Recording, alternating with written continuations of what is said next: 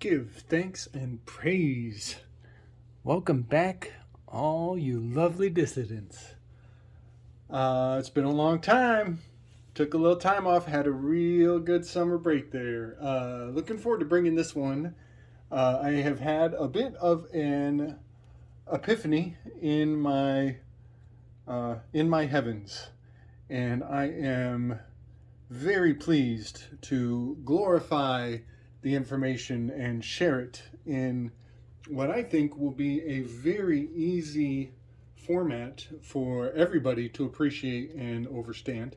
And it has a lot to do with the minor decanS. Let's see. Of the decanS, there are 36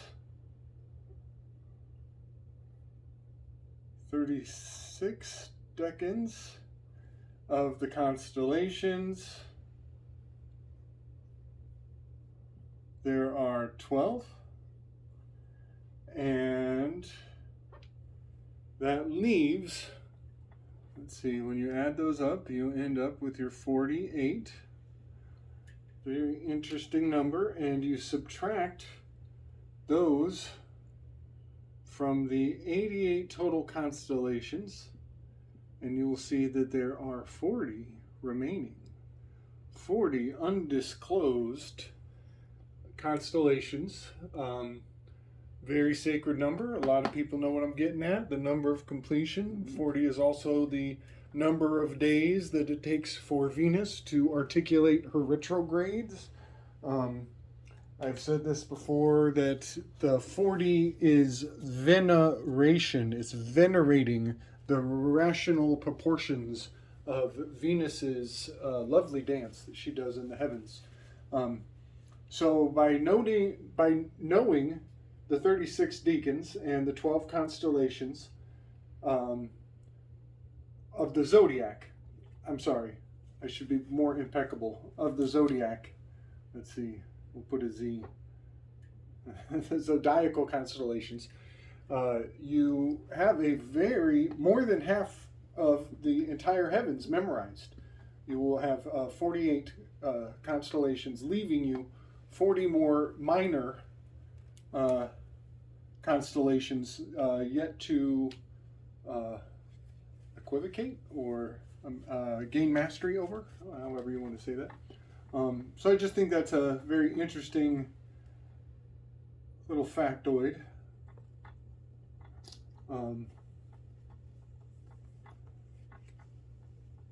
Did I do that right? 12, 48. Yeah, I think I did that right. So, regarding my revelation, it relates back to this circular star chart that I've been sharing for quite some time, and I was having a bit of personal confusion regarding how to orient north, south, east, and west on this graph. It's a little bit irrelevant, but at the same time, I think it is very valuable. You know, I do know that the Ursa Major and Minor are indicators of a northern orientation. They steer you to the north. That is the reckoning, the recrowning.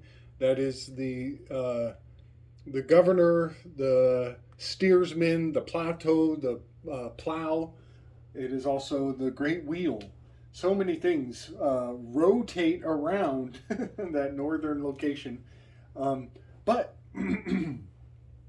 I recently was coming to see that Argo is a southern hemisphere constellation. And I'm sorry if the word hemisphere rubs people the wrong way, but it is in the south. And that kind of was making me second guess my relationship to this circular expression of the heavens. And I think I have kind of solved the mystery. The Argo does belong in the sign of Cancer. However, it is not necessarily northern. And I'm going to express this as best I can with this graph here with the sine wave. This is the sine wave, this is the ribbon, this is the bow, this is the taxo, this is the river Jordan, it is the Nile, it is so many things. I could go on and on. I'm recently beginning to see Moses, the lawgiver and the liberator. I'm beginning to see him as splitting the Red Sea. I think there is some real beautiful aspects of so many myths to be appreciated with this sine wave. So what we have here is the fall equinox, and these 2 points are actually connecting. These wrap around your head, and this is the spring equinox on both sides. So this band, this ribbon, it is connected, it is joined, and so these extreme end points are this one and the same. So when you hear things like a wrinkle in time, and they tell you that you can take a piece of paper and you fold these 2 connection points and they become one and the same, and then you can jump through time. That metaphor is a very beautiful lesson in understanding the sine wave in astronomical context. So I just thought I would share this because the decanS, the minor decanS that fall in their relationship to each one of the 12 stations, the 36 that add to the 12, are columnal. They make the stairs. They make the steps. And this is why they can be both north and south simultaneously and have propinquity to the minor decanS near and around them. Let's see if I'm trying to get this right. It does get crowded in here. Ironic that my big wiffa. So these columns, these steps, are the marcation points, and the difference in their width, their degrees or minutes of dominion, express the difference between tropical and sidereal. So in tropical, they are all equal. They have equity. They all are proportionally the same, 30, 30, 30, 30, 30 across the board, which is a lie because some of them are more narrow, more small, even overlapped.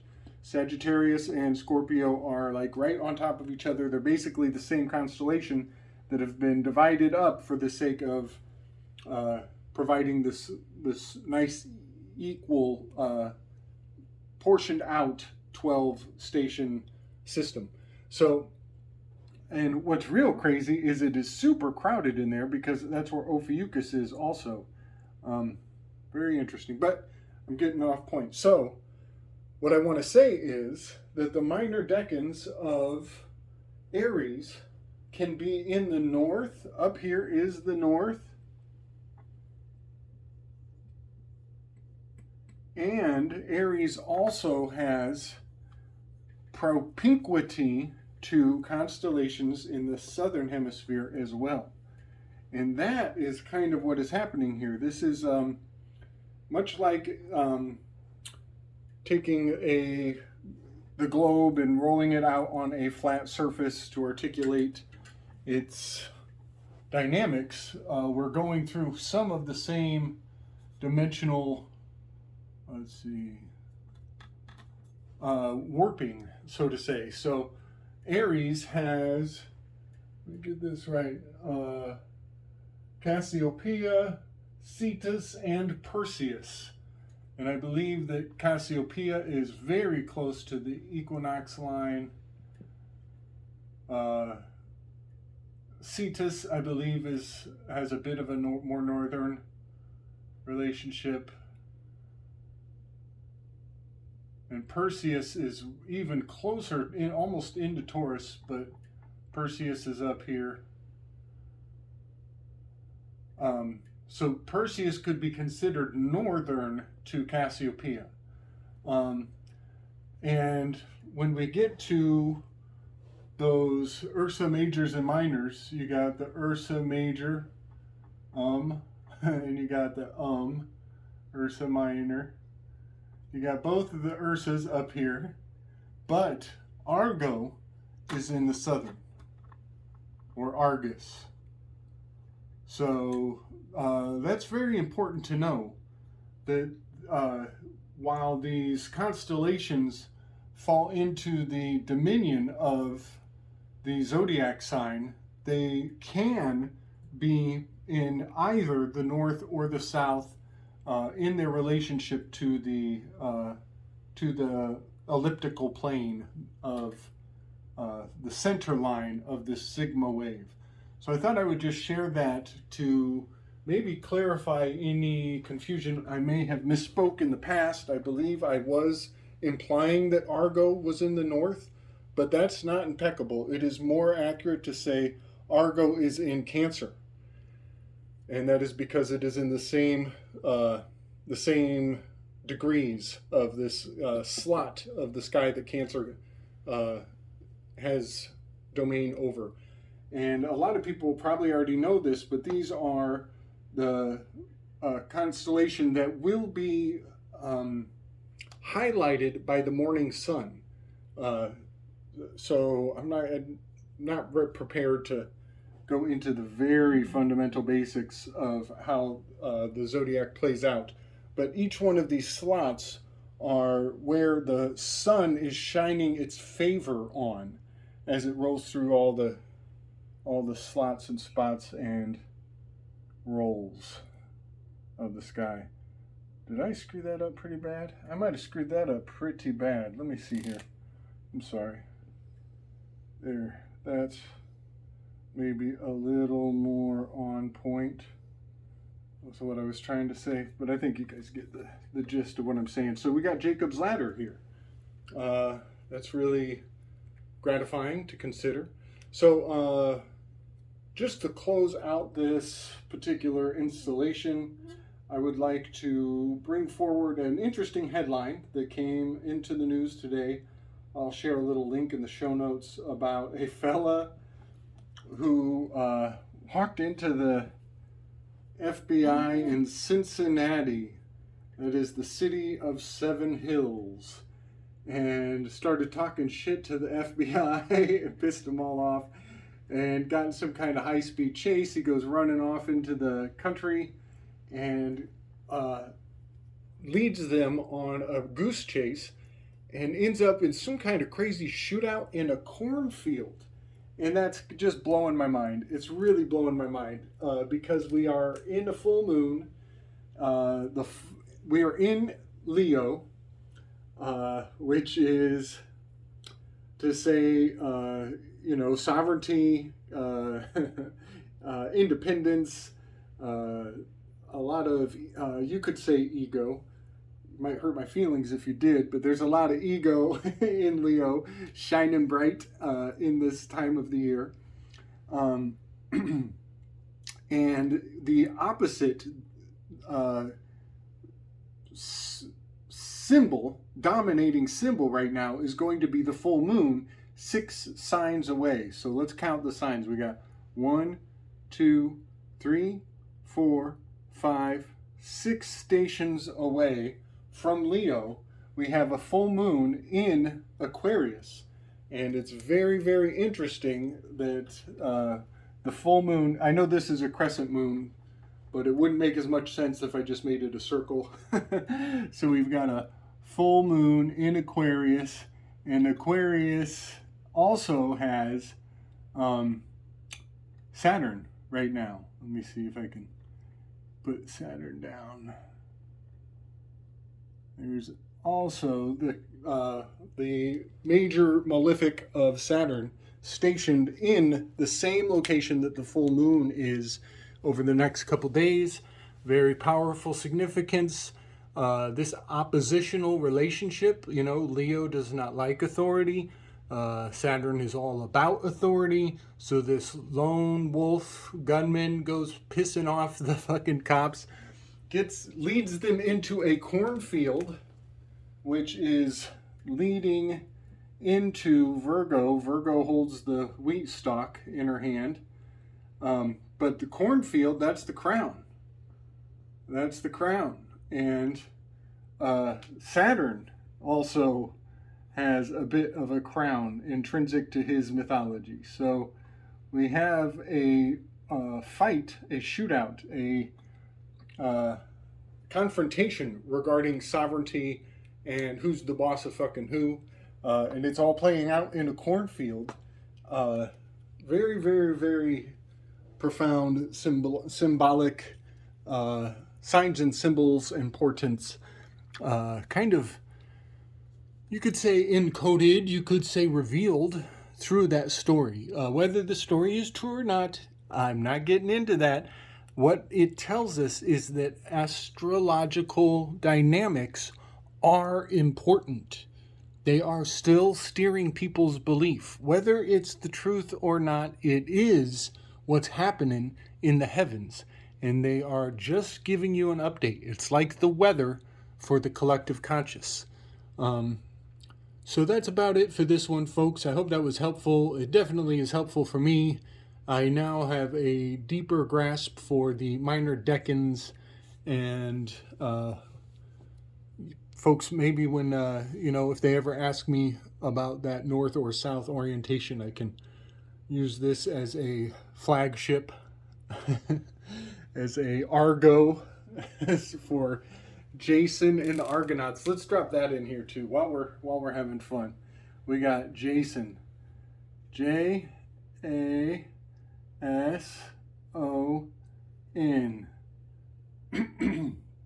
Remember, it was Ursa Major, Ursa Minor, and Argo.